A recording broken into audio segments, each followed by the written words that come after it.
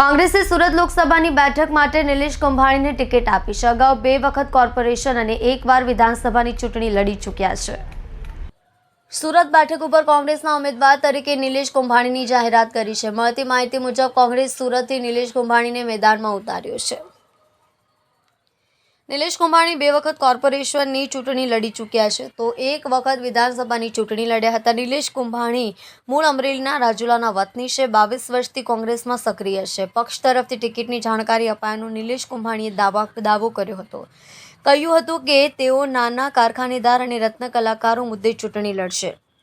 લોકસભાની ચૂંટણીની જાહેરાત થયા બાદ કોંગ્રેસ ભાજપ સહિતના રાજકીય પક્ષો ઉમેદવારોના નામની જાહેરાત કરવાનું શરૂ કર્યું છે। અગાઉ ભાજપે સુરત લોકસભાની બેઠક માટે મુકેશ દલાલના નામની જાહેરાત કરી હતી। ત્યાં સુરત બેઠક માટે ચાલતી અટકળોનો અંત આવ્યો છે।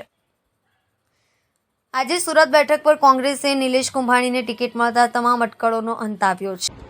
तो हमारा मल्लिकार्जुन खड़गे साहब, सोनिया गांधी, राहुल गांधी, शक्ति सिंह गोहिल, अमित भाई सावड़ा, भरत भाई सोलंकी, परेश भाई दानाणी, प्रताप भाई दुधात पहला तो खूब खूब आभार माने।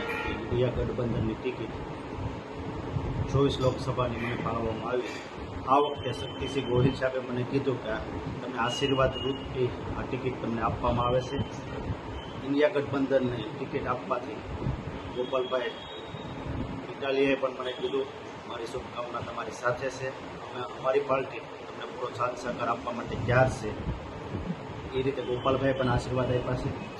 આ વખતે ઇન્ડિયા ગઠબંધન હિસાબે આમ આદમી ને કોંગ્રેસ પાર્ટી થઈ 24 લોકસભા 1.5 લાખની લીડથી પણ જીતી બતાવી।